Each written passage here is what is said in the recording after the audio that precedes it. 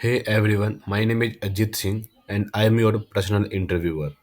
In this video, I will be interviewing a front-end developer candidate, but here are the challenge for you.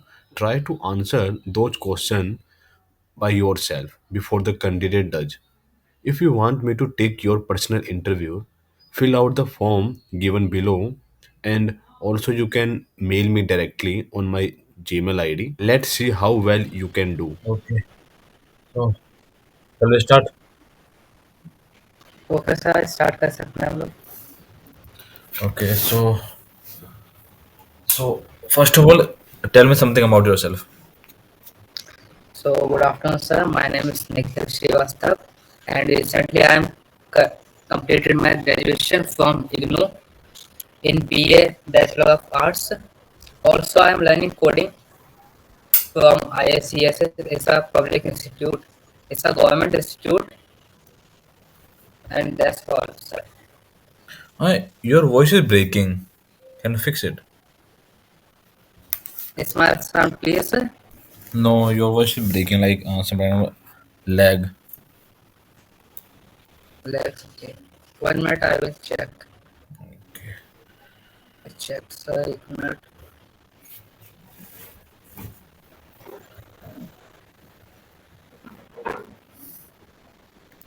Sir आवाज सही आई है. नहीं आवाज hello. ना थोड़ी ना वो हो रही है ना झिलझिला रही थोड़ी सी होती है ना उस टाइप की हो रही है. ओके. Okay sir. सर आप सर आपकी आवाज तो सही आ रही है. अब सही आ रही है मेरी आवाज. चल ठीक है क्योंकि और तो कोई नहीं मैं मैनेज कर लूँगा कोई नहीं. Okay sir. हाँ ठीक है okay. So So first we go through the React, after that JavaScript, after HTML CSS. Okay. Okay sir. Okay. So just tell me what is React? Sir, React is a front-end library that is by using it by using the React we can make the complex UI of front-end. All React is invented by Facebook in 2013. Like how React is fast and why we need React? Sir, actually behind the scene React use the virtual DOM. By using that, whenever we do any changes in React, so React first of all this changes जो होते हैं सबसे पहले से इन्हें virtual Doms में implement करता है. उसके बाद इस वर्चुअल डॉम को अपने रियल डॉम जो हमारा ब्राउजर का डॉम होता है जिसे हम रियल डॉम कहते हैं सर उसके साथ कंपैरिजन करता है वर्चुअल डॉम. और कंपैरिजन करने के बाद से उन्हीं चेंजेस को रिफ्लेक्ट करता है यूआई में जो एक्चुअली में एलिमेंट के अंदर चेंजेस हुए होते हैं. जिस कारण जो रिएक्ट है वो थोड़ा फास्ट है. रेंडिंग के मामले में रेंडिंग तेजी से हो जाती है इसमें हमारी कंपोनेंट्स की. Okay. Hello. Yeah. Got your point. So what is JSX? Sir JSX called JavaScript JavaScript in HTML. Sir इसके अंदर हम जावास्क्रिप्ट के अंदर अपना HTML लिख सकते हैं. सर इसमें जो फंक्शनल कंपोनेंट्स हम बनाते हैं उसके थ्रू हम जावास्क्रिप्ट के अंदर जो HTML कंपोनेंट्स होते हैं उन्हें रिटर्न करा के उन्हें वेब पेज पर हम रेंडर करा सकते हैं. Okay. So what is React component and why we create React component? Sir currently हम जो जब भी रिएक्ट कंपोनेंट बनाते हैं आज के समय तो सर फंक्शनल कंपोनेंट्स यूज होते हैं मोस्टली जिसमें हम अपने यूआई को छोटे छोटे कंपोनेंट्स में रीयूजेबल कंपोनेंट्स में सब ब्रेक डाउन कर सकते हैं. और बाय यूजिंग प्रॉप्स हम उन्हें डायनेमिकली बना सकते हैं. इससे पहले सर जो रिएक्ट था उसमें क्लासेस कंपोनेंट यूज होते थे. इसमें मेनली क्लासेस हम बनाते थे जावास्क्रिप्ट के लाइक ओप्स कॉन्सेप्ट की तरह क्लासेस का यूज करके कंपोनेंट्स बनाए जाते थे. करंटली फुल्ली फंक्शनल कंपोनेंट्स बनाए जाते हैं जो हमें कई और बेनिफिट देते हैं जिससे हमारी जो कोड होता है उसकी रीडेबिलिटी जो होती है सर वो इंक्रीज हो जाती है. Okay. So do you know what is class component and functional component? Yes, sir. Functional component mainly is simply like a JavaScript function. जैसे सर हम JavaScript के अंदर फंक्शंस बनाते हैं फंक्शन कीवर्ड का यूज करके, सेमली इसी तरीके से हमारे फंक्शनल कंपोनेंट्स होते हैं। बस इसमें जो फंक्शनल कंपोनेंट्स के अंदर जो कंपोनेंट्स के जो नेम होते हैं वो कैपिटल लेटर से स्टार्ट होते हैं। वहीं जो क्लास कंपोनेंट्स होते हैं इसमें सब मेनली क्लासेस का यूज, क्लास कीवर्ड का यूज करके क्लासेस डिफाइन की जाती हैं, जिसका यूज करके हम कंपोनेंट बनाते हैं। और क्लासेस जो होती हैं क्लास कंपोनेंट्स के अंदर ये सारे प्रॉपर्टीज को कंपोनेंट जो रिएक्ट डॉट कंपोनेंट है यहाँ से सारे फीचर्स को अपने अंदर इनहेरिट करते हैं, फिर उसके बाद हम सर कंपोनेंट्स रिटर्न कर पाते हैं इसके अंदर से। मेनली रेंडर फंक्शन यूज होता है क्लास कंपोनेंट्स के अंदर, जो कि ओल्ड वे था, पर करंटली हम फंक्शनल कंपोनेंट की तरफ स्विच हो गए हैं पूरी तरह से। Okay. Okay. So you told me like React use virtual DOM. Okay. Yes sir. Uh, can you tell me how that work? Like why we need to compare virtual DOM to real DOM? Why can't we compare real DOM to real DOM?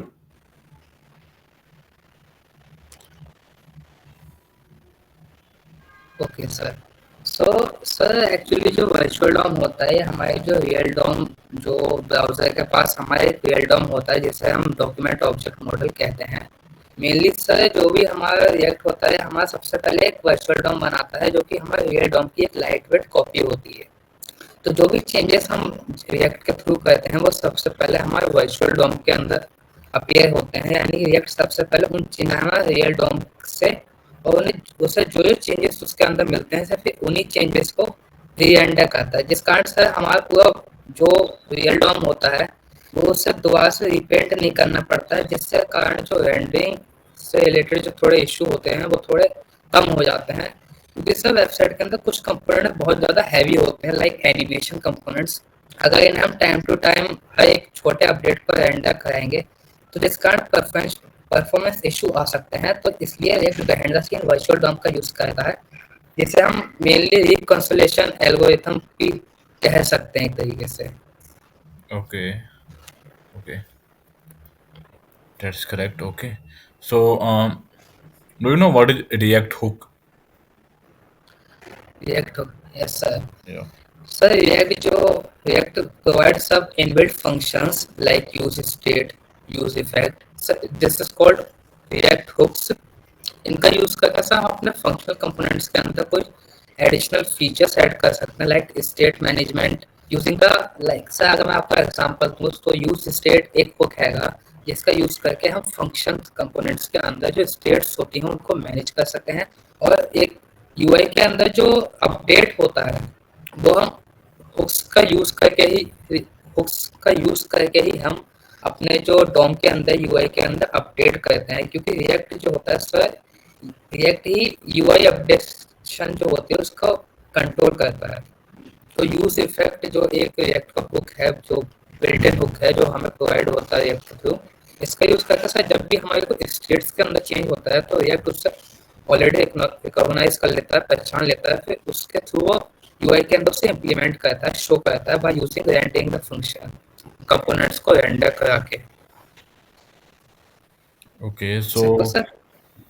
how many hooks are there?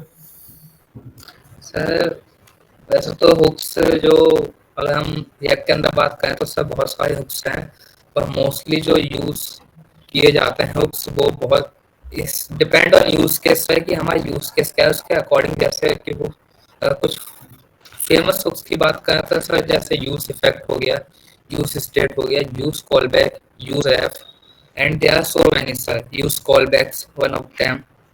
नहीं मतलब बहुत सारे hook तो नहीं है, तुम count करके बता सकते हो मेरे को? सर काम क्या अगर सर देखें तो यूज स्टेट हैगा। यूज स्टेट सर एक फंक्शनल कंपोनेंट्स के अंदर इंडिविजुअल जो फंक्शनल कंपोनेंट्स होते हैं सर उनके अंदर हम स्टेट्स को मैनेज कर सकते हैं यूज स्टेट के थ्रू।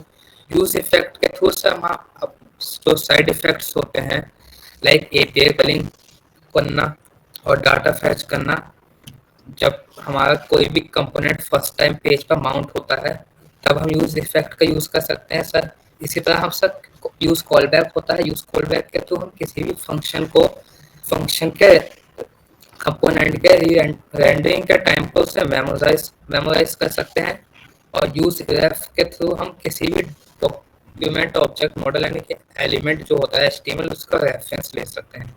अच्छा, so what is life cycle method? Do you know what is life cycle method? Sir currently मुझे इसकी नॉलेज नहीं है, मतलब मैंने अभी इतना पढ़ा नहीं है लाइफ साइकिल मेथड्स के बारे में। चलो कोई नहीं, okay okay, leave it. Okay, so do you know what is props?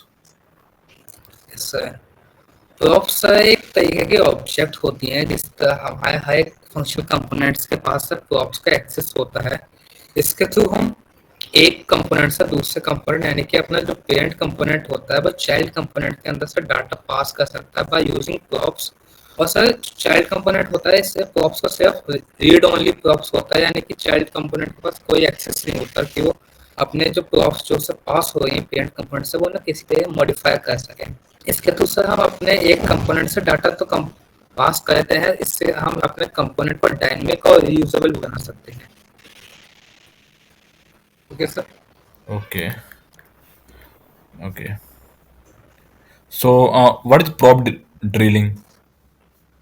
Sir, prop drilling is a very common issue by using React.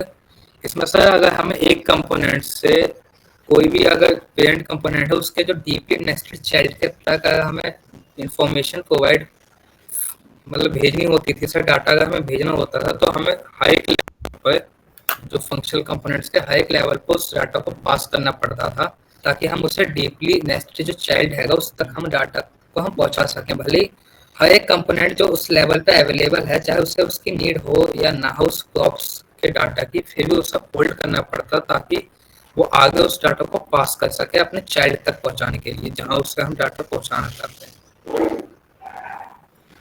Okay, that is good. And do you know how we integrate API in our application?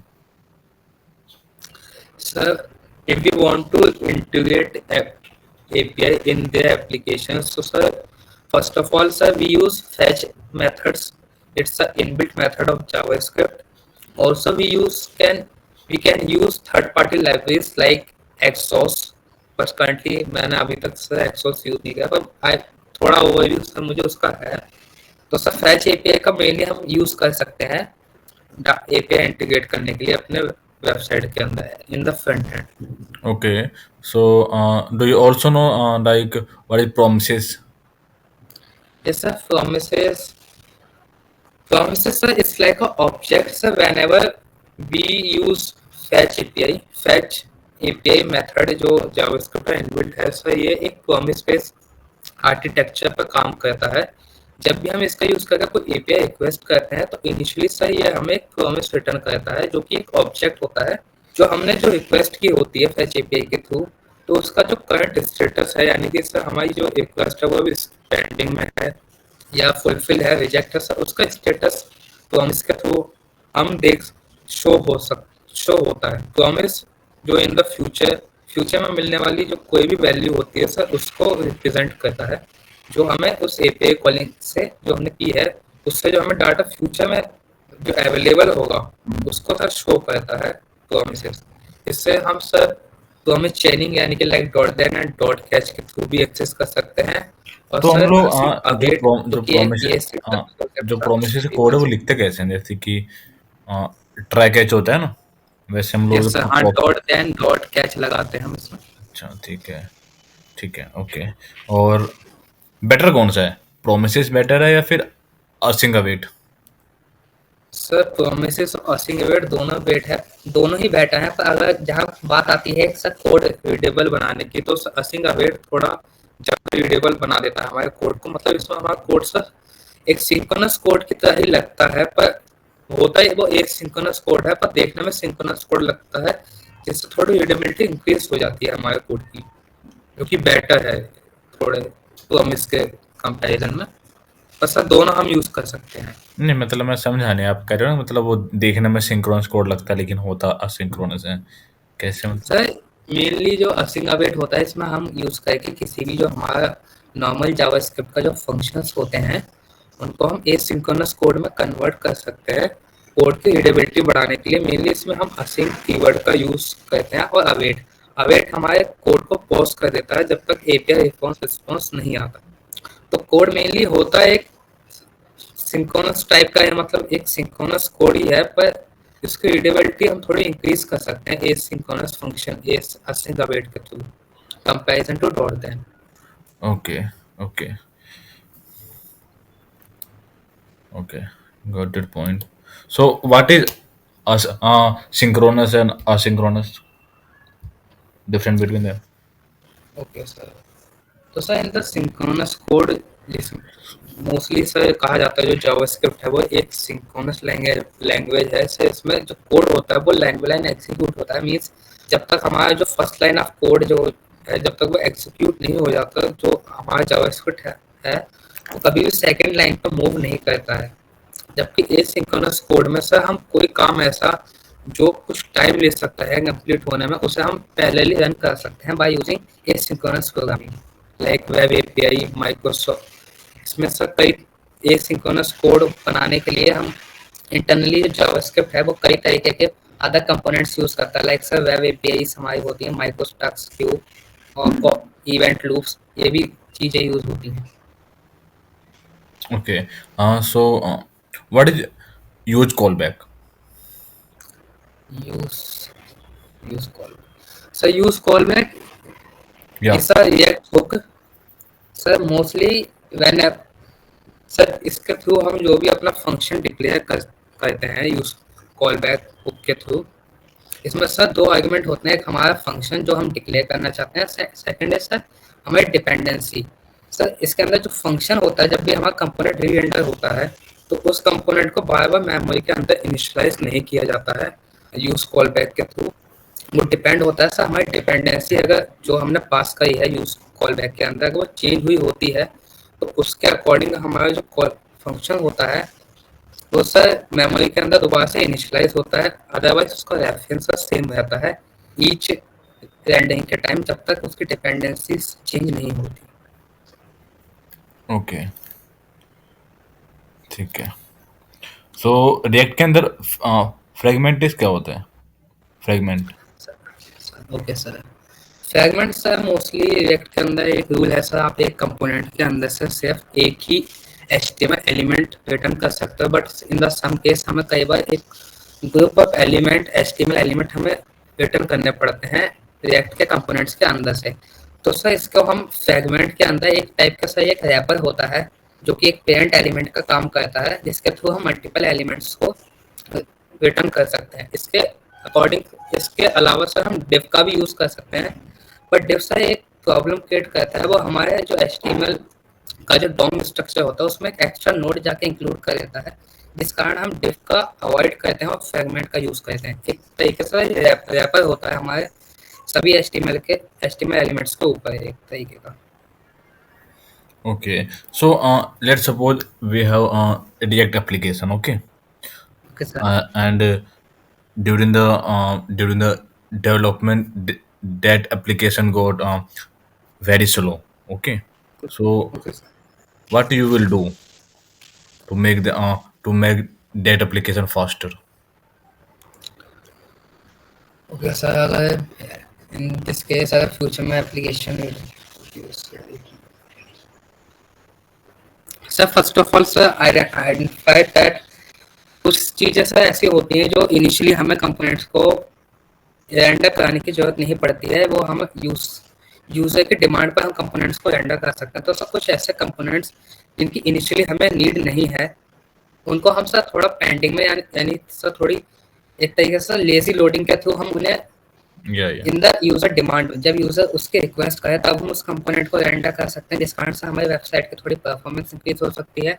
इसका जो heavy components हैं like sir हमारी images होती हैं हम Yeah. Right. उनको भी थोड़ा लेजी लोडिंग के थ्रू लोड करा सकते हैं। And इसके अलावा सर अभी तो मुझे इतना यही पता है। okay. That's sufficient. Good. Okay. And what is the drawback of React? Sir initially react के ड्रॉबैक्स की बात करें तो सर इसके अंदर सर कई बार जो कंपोनेंट्स के बीच में जो स्टेट्स का पास करना थोड़ा drawback sir. Like we have Next.js. Okay. Okay sir. Okay. Why we need Next.js? We have React. Okay sir. So react sir is just a front end library. तो sir Okay. इसका use करके sir हम एक website का front and he part बना सकते हैं, जबकि बैक एंड के लिए हम अलग से चीज़ों को, जैसे कि और ज़्यादा नोड जेएस को अलग से इंस्टॉल करना पड़ता है। वही सर जो नेक्स्ट जेएस है वो हमारा एक फुल स्टैक फ्रेमवर्क है, जिसका यूज़ करके हम फ्रंट एंड और बैक एंड, एक वेबसाइट का फ्रंट एंड और back and plus database connection एक ही लाइब्रेरी, एक ही फ्रेमवर्क के थ्रू हम कर सकते हैं। तो सर एक तरीके से रिएक्ट का थोड़ा ड्रॉबैक भी है, सिर्फ फ्रंट एंड के साथ डील So, करता है, जिसका Next.js is a library or framework. Sir ये sir React framework. Okay. And React. Yes sir, React is a library of JavaScript. Okay. Okay. So, what is React? What is JavaScript? Sir JavaScript is a programming language that mostly used for, sir जो JavaScript है ये हमारी एक front end की language है, programming language है, जिसका use करके हम एक वेबसाइट को इंटरेक्टिव बना सकते हैं। लाइक इसका लॉजिक बिल्डिंग सर, जैसे हमारी वेबसाइट को बनाने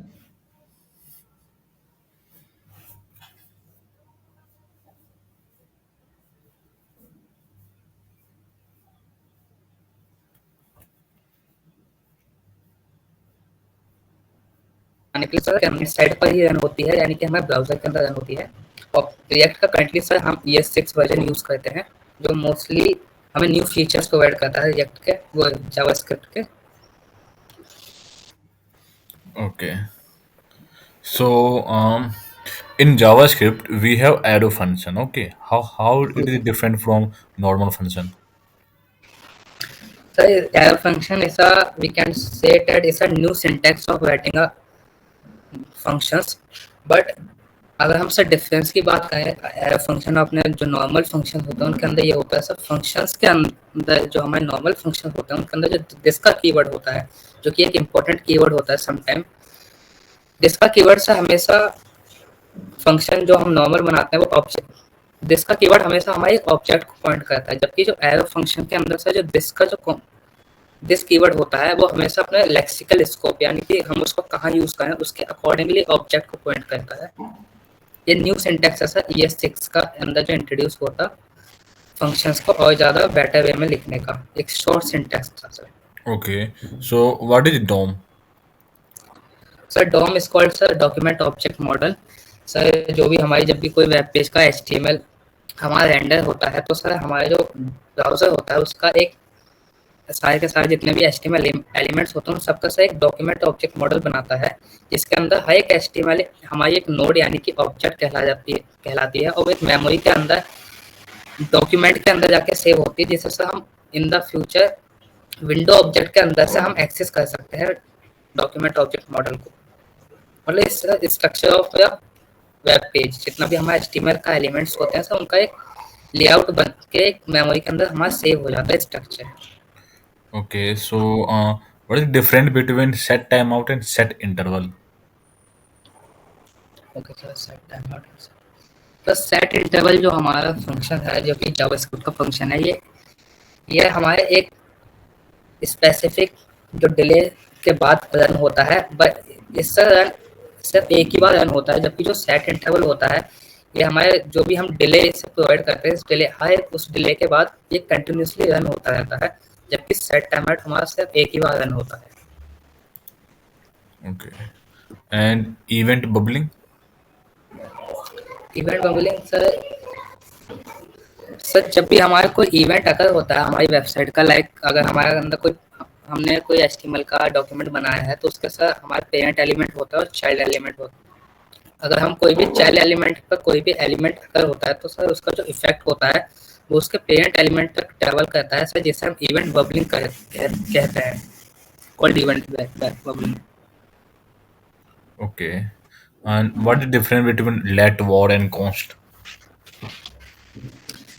So let go and cost. So by using this let go and cost, we can declare our JavaScript variables वह कीवर्ड का यूज करके सर हम जो भी वेरिएबल्स बनाते हैं सर उनका जो स्कोप होता है वो फंक्शनल स्कोप और ग्लोबल स्कोप होता है, वही जो लेट कीवर्ड का यूज करके जो फंक्शन बनाए जाते हैं उनका ब्लॉक स्कोप होता है। और फंक्शन लेट का यूज करके जो वेरिएबल्स बनाए जाते हैं उनको हम रीडिक्लेयर कर सकते हैं, रीअसाइन कर सकते हैं वैल्यू। वहीं सर जो कॉन्स्ट का यूज करके वेरिएबल्स बनाए जाते हैं इनका जो स्कोप होता है ये भी ब्लॉक स्कोप होता है, तो हमें इन्हें रीअसाइन नहीं करते, इनकी वैल्यू को हम अपडेट नहीं कर सकते दोबारा। Can you repeat about the let what you told? Okay sir. Sir let जो कीवर्ड होता है सर इसके थ्रू हम जो भी वेरिएबल्स डिक्लेयर करते हैं इनकी जो वैल्यू हम करते हैं इनको सर हम इन द फ्यूचर अगर हम कभी अपडेट करना हुआ तो हम सब अपडेट कर सकते हैं इनकी वैल्यू को, पर लेट कीवर्ड के थ्रू जो वेरिएबल डिक्लेयर होता है उसे हम रीडिक्लेयर नहीं कर सकते। एक बार डिक्लेयर अगर वो वेरिएबल हो गया तो सिर्फ उनकी वैल्यू अपडेट हो सकती है, वो वेरिएबल दोबारा डिक्लेयर नहीं हो सकते। अगर हम Okay. ऐसा करते हैं तो हमें सर रेफरेंस आया देखने को मिल सकता है। Okay. Okay.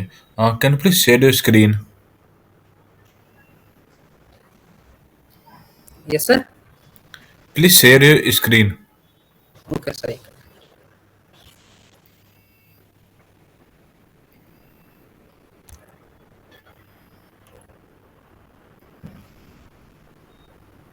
One minute sir.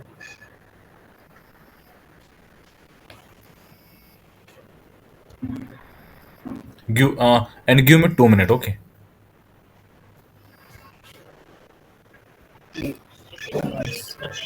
Hello. हाँ जी। काम हो रहा है अबे। फिलहाल तो खाना फिल फिलहाल तो खाना खा रहा हूँ।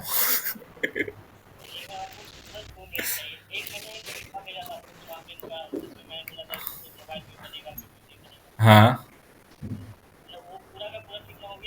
हाँ वो तो हो गया था ना। Okay okay. So just open any JavaScript online compiler. Okay.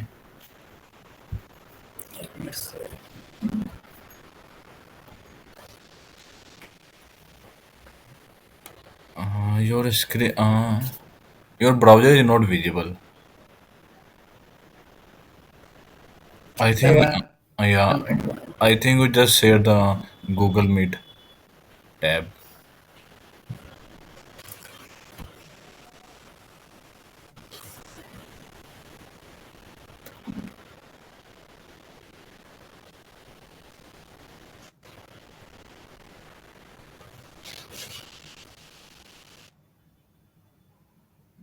Hello.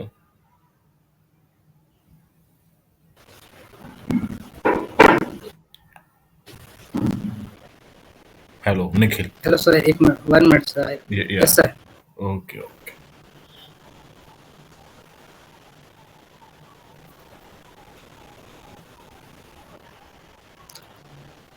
Sir screen share हो गई मेरी? हाँ स्क्रीन शेयर हो रही लेकिन तुम्हें ना कोई क्रोम नहीं दिखा रहा है। Hello sir. क्रोम दिखाना है, क्रोम खोलना। एक minute sir.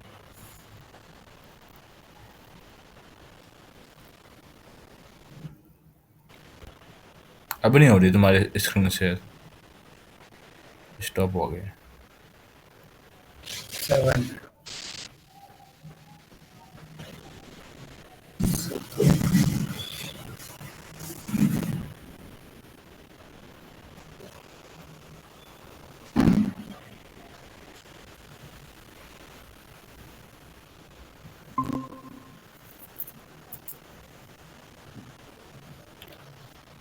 Yeah, okay. Just open any online JavaScript compiler. Okay.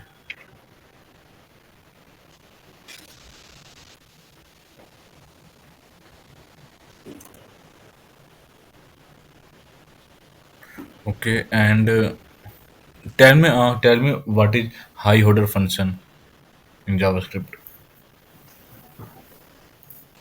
Okay sir.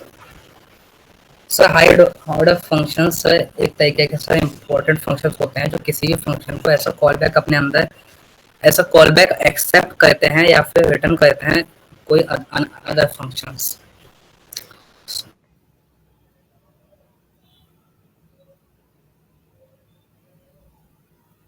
Hello.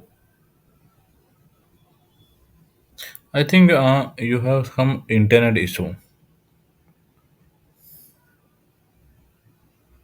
जैसे सर हम जैसे कि सर हमारे फंक्शंस हैं लाइक होते हैं सर जो कि हमारे अदर फंक्शन का ऐसा कॉल बैक रिसीव करते हैं। Okay.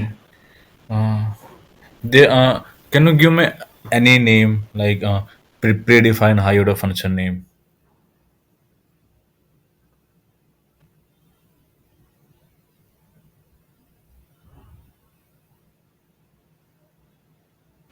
Yes sir. Nikhil, hello. Nikhil, I think na we you define have. Higher sir. I think you have internet issue. 1 minute sir, 1 minute sir. Internet sir work कर रहा है सही से। Sir sound की issue है, किस चीज की सही से प्रॉपरली? साउंड की भी इशू आ रहा है, अब तो वीडियो का भी इशू आ रहा है, वीडियो भी लैग हो रहा है काफी. Okay sir, 1 minute. Okay, now it's fine. Okay, so tell me. Sir if I tell about some predefined higher order function sir, हमारे सर जो कॉल जो ऐड फंक्शंस होते हैं like some math function, filter, reducers, ये सब predefined high order functions हैं। हमारे साथ जो फॉर लूप्स है ये भी एक pre defined high order Okay, functions है जो okay. Call back So receive करता है। so tell me about map, filter, reduce. Sir sir Difference between math them. Filter sir. Okay Yeah. Sir, math filter जो हमारे array functions हैं जो कि array के ऊपर वर्क करते हैं।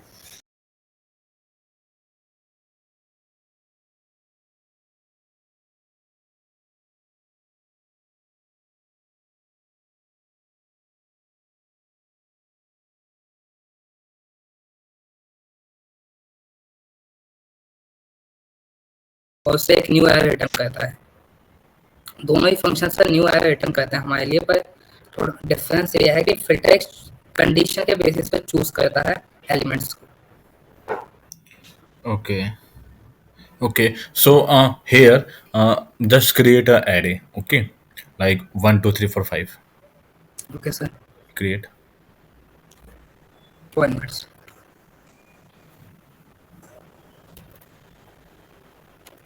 And tell me what is hosting in JavaScript. Okay sir. Sir hosting JavaScript के अंदर जो होस्टिंग होते हैं इसमें जितने भी हमारे फंक्शंस, जो भी फंक्शंस हम डिक्लेयर करते हैं, जो भी वेरिएबल डिक्लेयर करते हैं, ये सब सर रन होने से पहले यानी कंपाइलिंग के टाइम से भी पहले सर हमारा होस्टिंग के अंदर जावास्क्रिप्ट का बिहेवियर होता है होस्टिंग, जिसमें ये जिस भी बॉडी में हम फंक्शंस को जहाँ भी डिक्लेयर करते हैं वो उसके टॉप लेवल पर मूव कर जाते हैं। वेर के केस में जब भी जो वेर कीवर्ड के थ्रू वेरिएबल डिक्लेयर होते हैं, होस्टिंग के केस में सर जब वो मूव करते हैं होस्टिंग के थ्रू अपने टॉप लेवल पर, तो वो अनडिफाइंड एक वैल्यू के साथ इनिशियलाइज हो जाते हैं। जबकि हमारे जो लेट और जो कॉन्स्ट वेरिएबल्स होते हैं सर, ये होस्टिंग के टाइम पर होस्ट तो हो जाते हैं, पर एक टेम्पररी डेड जोन जिसे कहते हैं टीडीसी, उसके अंदर ये चले जाते हैं, जिस कारण हमें कई बार रेफरेंस एरर देखने को मिलता है। Okay. And what is closure? Sir closure JavaScript का फीचर है जिसके अंदर एक इनर फंक्शन अपने आउटर फंक्शंस के जो वेरिएबल्स होते हैं उनको मेमोराइज करके रखता है, इवन भले ही उस आउटर फंक्शन यानी उसके पेरेंट फंक्शन का एग्जीक्यूशन कंप्लीट होने के बाद भी उसके वेरिएबल्स को अपने अंदर होल्ड करके रखता है, उनकी वैल्यू को मेमोराइज करके रखता है, जिसका यूज हम बाद में कर सकते हैं। Okay. Okay. So just remove this line. Okay. And write console.log. Remove this code. Yeah. Write console.log. And inside console.log, write square bracket triple equal to 1.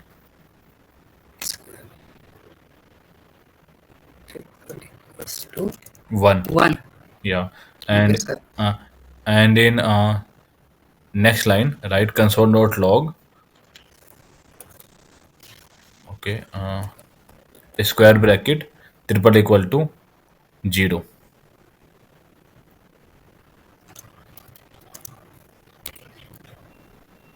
Okay. Okay, sir. Okay. And in next line, write console.log square bracket plus 10.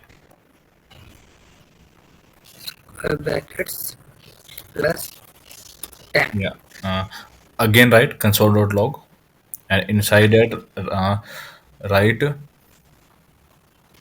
curly bracket plus square bracket. And now tell me the Okay, sir. output. Okay, sir. 1 minute. So in the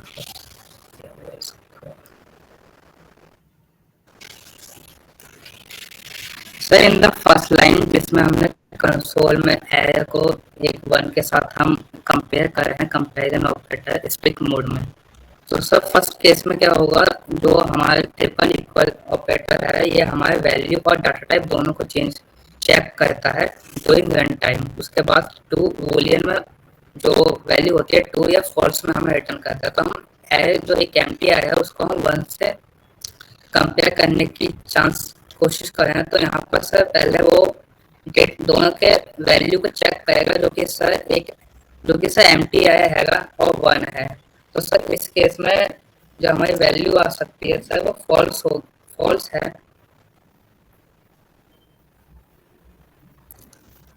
hello. Okay. Give me the next one. Okay sir.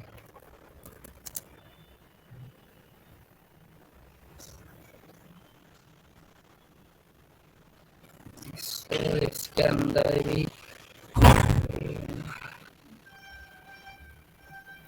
हमारे पास है जिसका सो यहाँ पर sir हमारे again हम M T आई को zero के साथ कंपेयर करने की कोशिश कर रहे हैं स्टिक मोड में। तो हमारी जो वैल्यू होगी सर यहाँ पर एम टी आई सर यहाँ पर हमारी फॉल्स फॉल्स आउटपुट होगा। Okay. M T I plus M T I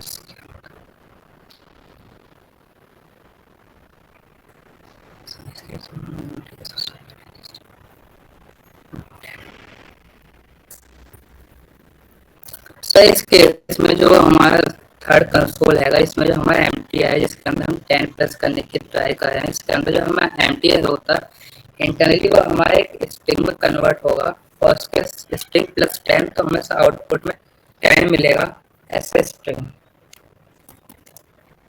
Okay.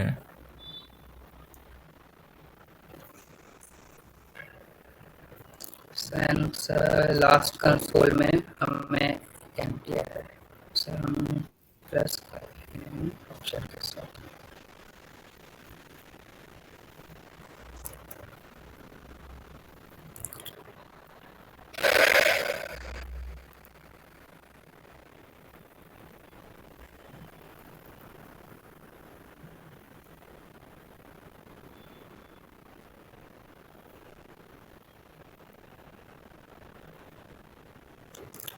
Sir जो लास्ट कंसोल है उसके अंदर हमें एम्प्टी स्ट्रिंग देखने को मिल सकती है क्योंकि sir in the both case दोनों ही इंटरनली स्ट्रिंग में कन्वर्ट होंगे क्योंकि हमें यहाँ सर कॉन्केनेट करने की कोशिश कर रहे हैं इंटरनली शायद। Uh, Nikhil, are you sure these are the correct answer? Sir 1 minute I will check. I check.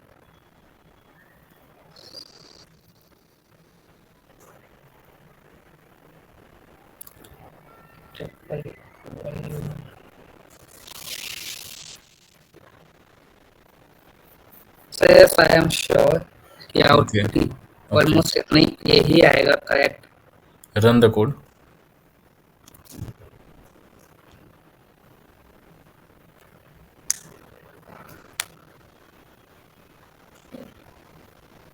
See, okay sir. and the third one is also wrong. Okay, it's a number, not a string. Okay sir. Okay. Okay. So remove this code and create two array and with random number. Okay.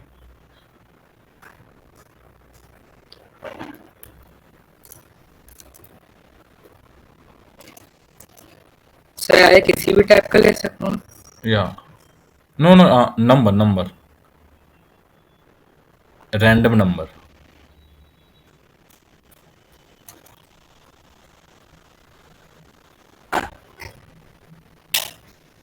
Okay sir. In first one also, give me a random number, not 1 to 3, like 4, 5, 1. Okay. Okay. So I want you to add the both array. Okay, and okay. Okay sir, बहुत है। हाँ sir हाँ। दोनों को add करना है? या दोनों को ऐड करना है और इनको सीक्वेंस में लेके आना है, असेंडिंग ऑर्डर में, लाइक 3, 10, 12, 20, 50।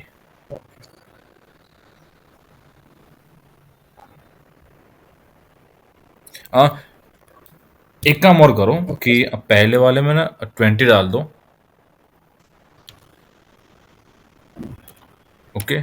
और जो जो भी डुप्लीकेट वैल्यू है उनको भी रिमूव करना है तुमको, ठीक है? 3 काम करने हैं। ओके पहला सर। इन दोनों को ऐड करना है, दूसरा जो भी डुप्लीकेट नंबर है उनको भी रिमूव करना है, तीसरा इनको सीक्वेंस में लेके आना है, असेंडिंग ऑर्डर में। Okay sir.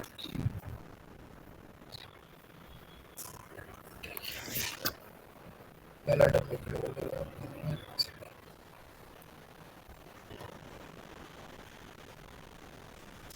सर, इन दोनों को ऐड करके मुझे एक न्यू एरे रिटर्न करना है जो कि सिंगल होगा, single array.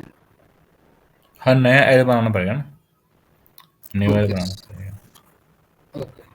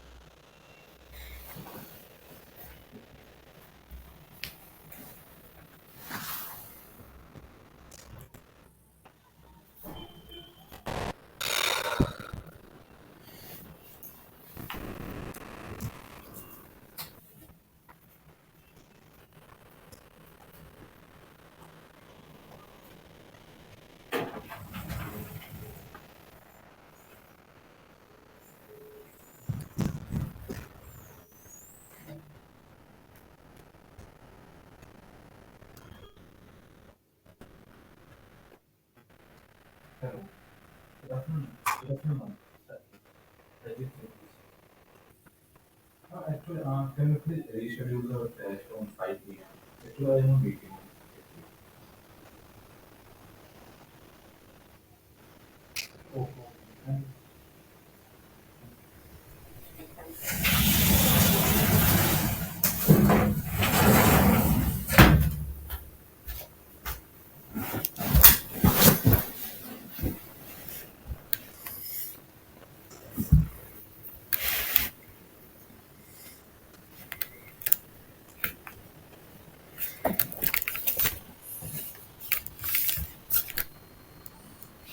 Can you please tell me what are you thinking? Like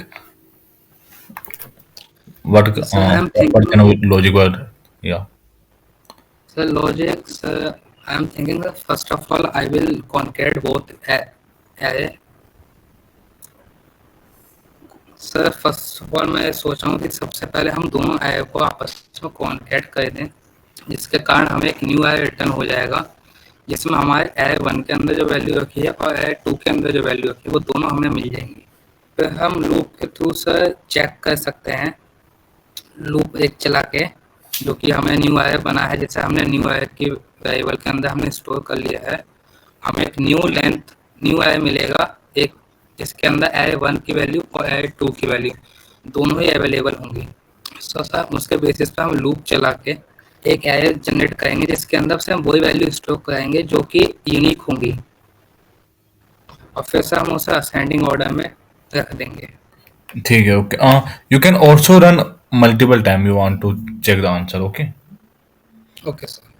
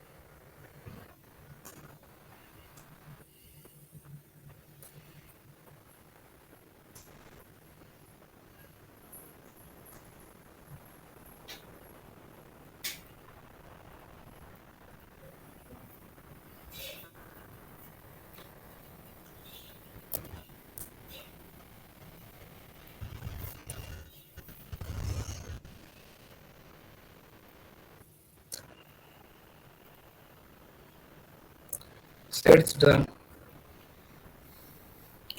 Okay, okay, that's great. Good. Okay. So now create a array. Okay, array of object. Okay. Okay sir. So sir मैं इन सबको remove कर सकता हूँ? हाँ हाँ, इन सबको remove कर दो। Sir I can new array sir object के साथ। या मतलब हाँ, उस ऑब्जेक्ट सा बनाओ, उन ऑब्जेक्ट के अंदर कुछ डिटेल डालो, जैसे कि मेरा नाम, आपका नाम। Okay sir. ठीक है। फर्स्ट नेम, हाँ, first name, last name, okay, roll number and class.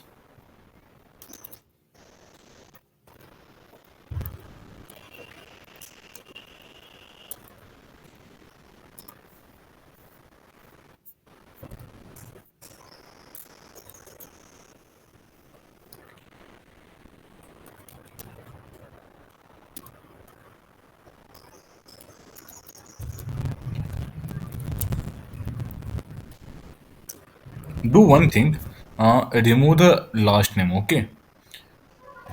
Okay sir. ठीक है, जो लास्ट नेम है उसको रिमूव करके उसको ना नेम के अंदर डाल दो, फर्स्ट नेम हटा दो, केवल केवल नेम लिख दो। Okay sir.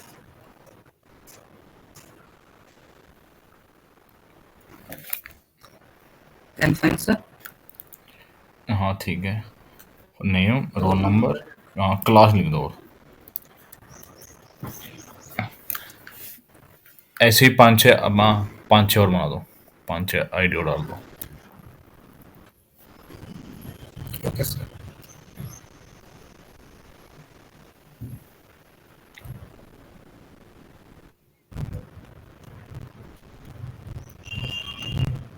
ठीक है, अब जैसे कि अब ना सबका सरनेम लिख दो ना, जैसे कि सिंह, कुमार, ओके। सबका सरनेम अलग अलग, मतलब अलग अलग इन द सेंस कि, हाँ, लिख दो।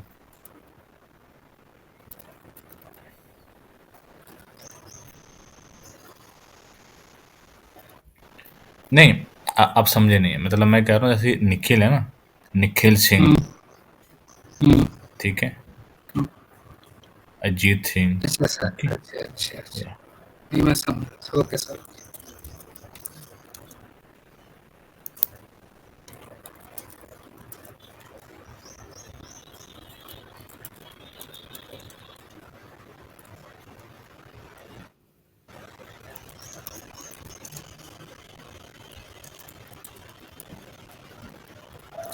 Sir roll number classes change कर दूँ?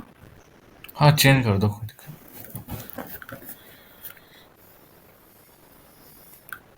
Okay sir. नहीं। रुको, मैंने आपको चैट में भेजा है, ठीक है? वो वाला पेस्ट करो।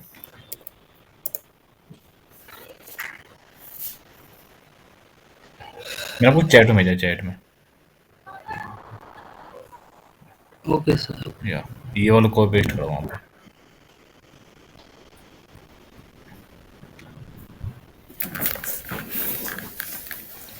ओके।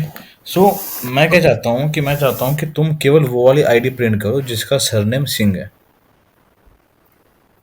इसका सर नेम सिंह है। Okay sir. समझ गए? सर सिर्फ पेंट करना है या एक न्यू एरे जनरेट करना है उससे? और नहीं, प्रिंट करना है। Okay sir. अब तुम देख लो तुम्हें क्या करना है। मतलब मुझे केवल वो डाटा चाहिए जिसके सरनेम में सिंह आ रहा ओके सर। है। ओके। Okay sir.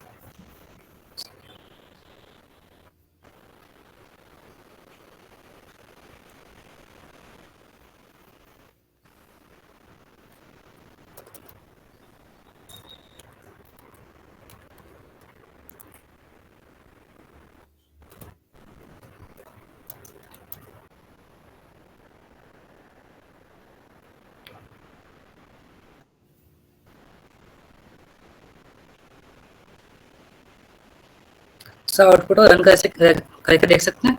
हाँ हाँ।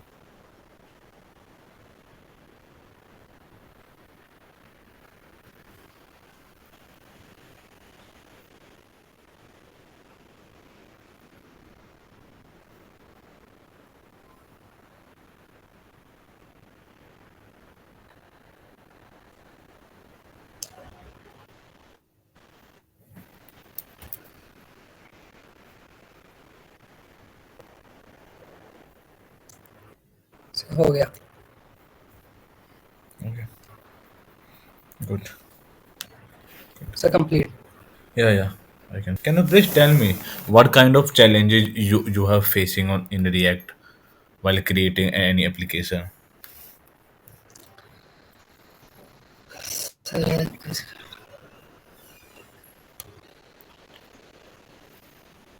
Sir can you repeat your question one more time? Okay. Do you ever create any application in React? Okay sir. Yes or not? Sir मैंने multiple times मतलब react के अंदर applications create करी हैं वैसे। या तो मैं वही जानना चाह रहा हूँ कि एप्लीकेशन बनाते टाइम तुमको क्या परेशानी, क्या दिक्कत हुआ, तुमको चैलेंज ओके क्या सर। फील हुआ?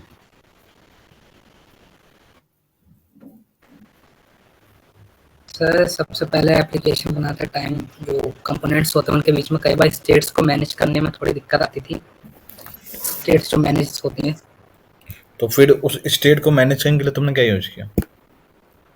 सर जैसा कि अभी हमने एक प्रॉब्लम डिस्कस की थी सर प्रॉप डीलिंग के बारे में, जिसमें हम स्टेट्स के बीच में कंपोनेंट्स के बीच में डाटा पास करते थे। तो सर उसके लिए मैं रिएक्ट के अंदर यूज कॉन्टेक्स्ट जो कि एक यूज कॉन्टेक्स्ट एपीआई है जो कि ग्लोबल स्टेट मैनेजमेंट के लिए है, उसका सर मैं यूज़ करता था रिएक्ट के अंदर। कई कई बार मैंने किया है जब मुझे स्टेट से एक कंपोनेंट से दूसरे कंपोनेंट में पास करनी होती है अवॉइडिंग प्रॉप डीलिंग। ठीक है। तो what if I don't want to use contact API? Okay तो सर। या तो what the other way? Sir if sir अगर हम कॉन्टेक्स्ट एपीआई का यूज़ नहीं करना चाहते हैं तो उसके अलावा सर हम जो डाटा है या तो हम कोई third party library like Redux tool kits का भी यूज़ कर सकते हैं जो कि एक पॉपुलर वे है। उसके अलावा सर एक तरीका तो रिडक्स टूल किट का है। अच्छा, okay. So what is Redux?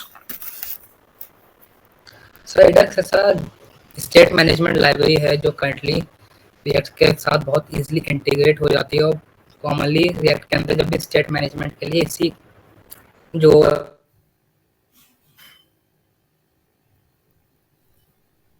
Library, credit management library, जो कि यूज़ कॉन्टेक्स्ट एपीआई के कंपैरिजन में बहुत ज़्यादा फास्ट है और बढ़िया अच्छी भी है जब हमें मीडियम और लार्ज लेवल के रिएक्ट के प्रोजेक्ट के अंदर स्टेट्स को मैनेज करना पड़ता है। Okay, so what is stored in Redux? Sir store sir जो स्टोर होती है सर एक तरीके से एक हमारी ग्लोबल प्लेस होती है जहाँ पर हम अपने जितने भी रिड्यूसर्स होते हैं, यानी कि जो सर हमारे फंक्शंस होते हैं, जो हमारे स्टेट्स होती हैं और उनके जो फंक्शंस होते हैं जो उससे उन्हीं स्टेट्स को अपडेट कर सकते हैं, उन सबको हम सर एक ग्लोबल ऐप एक स्टोर बनाते हैं। उसके अंदर हम उन्हें रजिस्टर करते हैं, फिर हम उन्हें ग्लोबली अपने एप्लीकेशन में कहीं भी यूज़ कर सकते हैं, उन स्टेट्स को और उन फंक्शंस को। And action and reducer? Sir What is action and reducer in Redux? Sir reducer reducer sir ये सब सर रिड्यूसर इस टाइप के हमारे फंक्शंस होते हैं जो हमारी जो स्टेट्स जो हमने बनाई है उनको हम अपडेट करने या उसके अंदर कोई चीज़ अगर हमें करने होते हैं तो सर हम रिड्यूसर्स का यूज़ करते हैं अपने फंक्शन वो रिएक्ट Okay, ऐप के अंदर। okay. So can you explain the Redux data flow? So Redux data flow sir first of all time Redux के अंदर sir first of all sir हमारी स्टेट्स होती हैं और सारा डाटा जो हमारा होता है वो स्टेट्स के अंदर एक सेंट्रलाइज स्टेट जिसे हम सिंगल वे ऑफ ट्रुथ भी कहते हैं, उसके अंदर हमारा सारा डाटा स्टोर होता है और सारा डाटा उसी फ्लो से होते हुए हमारे रिएक्ट एप्लीकेशन के थ्रू फ्लो होता है। जितना भी डाटा होता है वो सिर्फ रिड्यूसर्स के थ्रू अपडेट या चेंज किया जा सकता है। Okay, okay. और And what is the difference between use selector and connect? Use select and use dispatch sir. Yeah, yeah. Sir use selector by using this use selector we can हम लोग अपने जो भी स्टेट्स जो हमने बनाई है स्टोर के अंदर जो ग्लोबल स्टेट होते हैं उसमें से स्पेसिफिक स्टेट के डाटा को एक्सेस करने के लिए हम यूज सेलेक्टर का यूज़ करते हैं। और अगर हम उस स्टेट के अंदर कोई चेंजेस करने पड़ते हैं तो सर हम यूज डिस्पैच का यूज़ करके हम को चेंज कर सकते हैं by using specific function. Okay. Nikhil, can you please stop the screen sharing? Okay sir. Yeah. Okay. Okay. So you have created so many application in React, right? Yes sir. Uh, can you please show me one of them and explain? Okay sir. Sir screen share Uh, um, do not do not share the screen. Just explain the project. Okay sir. Sir first of all मैंने sir React के अंदर कुछ छोटे छोटे projects जो बनाए थे like to do app बनाना सर, उसके अंदर मैंने सर रिडक्स जो टूल किट था उसका एक ओवरफ्लो जाना था ताकि मैं Okay, wait, समझ wait. सकूँ कि कैसे। Nikhil, Nikhil, wait, wait. For just tell me the name of the React application that you have created and you want to explain some of the sir project first of name. All I Yeah, okay sir. Sir जो project मैं आपको दिखाना चाहूँ sir वो एक to do app है। yeah. To do app है जिसके अंदर यूज़र अपने जितनी भी स्टेट्स होते हैं नए नए जो टास्क होते हैं सर उनको ऐड डिलीट अपडेट कर सकता है और कंप्लीट होने पर सर उन्हें चेक कर सकता है लाइक अ चेक बॉक्स। और सर इसके अंदर मैंने रेडक्स का भी थोड़ा यूज़ किया है ताकि मैं थोड़ा स्टेट्स ग्लोबली अवेलेबल कर सकूँ डाटा एक कंपोनेंट से दूसरे कंपोनेंट तक पहुँचाने के लिए। Okay. Any other project? Sir one minute sir. You have created any e-commerce website? Sir currently this type of project मैंने अभी तक ऐसा बड़ा प्रोजेक्ट क्रिएट नहीं कर पाया। अभी रिसेंटली मैंने एक छोटी एप्लीकेशन यानी कि थोड़ा कॉम्प्लेक्स प्रोजेक्ट जिसे ब्लॉगर कहते हैं मैंने अभी थोड़ा स्टार्ट किया है। हाँ, तो मैं वही जानना चाह रहा हूँ बनाने कि मैं वही जानना चाह रहा हूँ कि आपने कौन-कौन से प्रोजेक्ट बनाए हैं रिएक्ट में? मुझे बस एक बार नाम जानना है। सर रिएक्ट के अंदर मैंने सर एक पासवर्ड जनरेटर बनाया है जिसमें यूजर अपने कैरेक्टर्स चूज करके पासवर्ड्स को जनरेट कर सकता है, एक स्ट्रॉन्ग पासवर्ड जिन्हें वो फिर यूज कर सके। ऐसा इस टू डू ऐप है, और सर ब्लॉग ऐप जो कि रिसेंटली मैं अभी रिएक्ट के अंदर थोड़ी क्रिएट कर रहा हूँ हाल फिलहाल में। और सर इसके अलावा एक ओके, सर अभी एक यही प्रोजेक्ट मैंने अभी बनाया है। Okay and can you please tell me what is box model in CSS?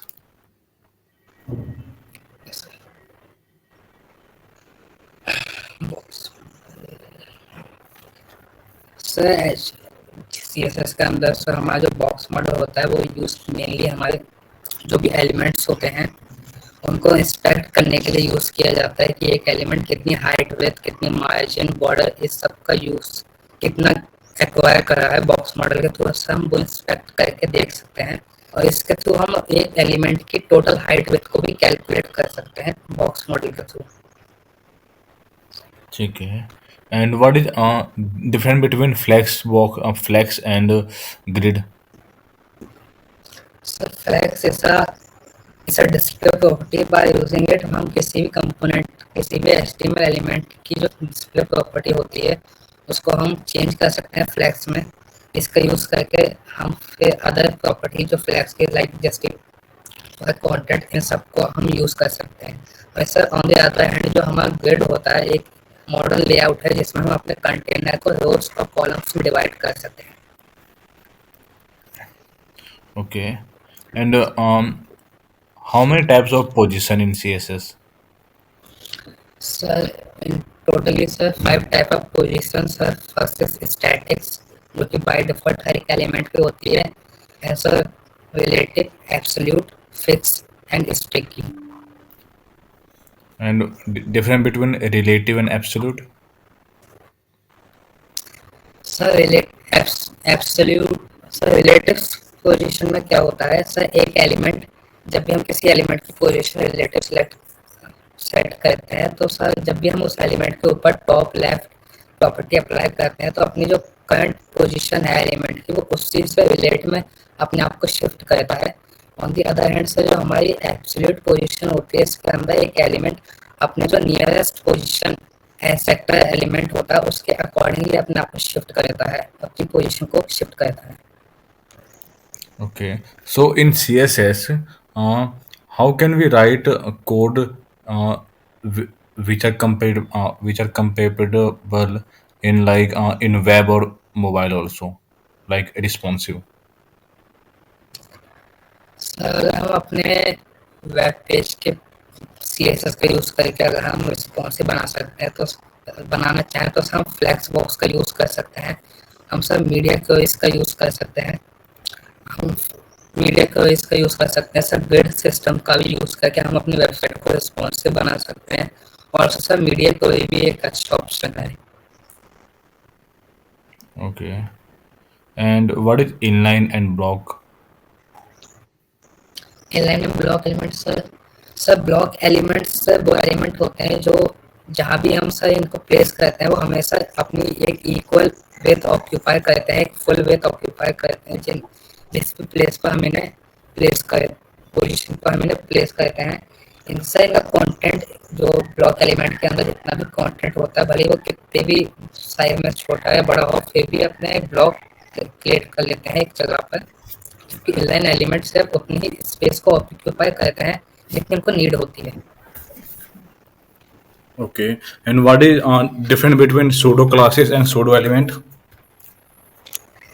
Pseudo classes तो सूडो एलिमेंट के थ्रू हम किसी भी एलिमेंट के स्पेसिफिक पार्ट्स जो स्पेसिफिक पार्ट होता है उसको हम स्टाइल कर सकते हैं लाइक उसका first letter and first letters या first line. On the other hand से जो सूडो क्लासेस होते हैं उनका यूज करके हम एक एलिमेंट को सिलेक्ट करते हैं बेस्ड ऑन उसके एक्टिव स्टेट लाइक होवर करने पर उसका first element nth child element इसके बेस इन सबको से हम सूडो क्लासेस कहते हैं। Okay, and in HTML, why we use meta tag? Sir Meta tag mostly use in head tag, जो जो कि हमारे सर रूट एलिमेंट जो होता है उसकी उसके अंदर प्रेजेंट होता है। मेटा टैग से हमारे वेबसाइट से जो मेटा इन्फॉर्मेशन होती है हमारे वेबसाइट की इंपॉर्टेंट इन्फॉर्मेशन उनको होल्ड करता है। लाइक हमारे क्या क्या व्यू कोड की क्या साइज होना चाहिए, क्या इनिशियल स्केल होना चाहिए, इन सबको मेटा टैग के अंदर होल्ड किया जाता है। Okay, okay. So in HTML, we write doc type as the first line. Why we write that? Sir इस डिक्लेरेशन जो कि हमारे ब्राउज़र को हमारे वेब पेज के बारे में इंफॉर्मेशन देता है कि हम जो कोड लिखने जा रहे हैं HTML का, वो एक HTML5 जो कि न्यूएस्ट वर्जन है HTML का, उससे रिलेटेड है, जिससे चलते हम जितने भी अपने सेमेंटिक टेक्स्ट होते हैं उनका यूज़ कर सकते हैं अपने HTML के अंदर। ये सब डिक्लेरेशन है।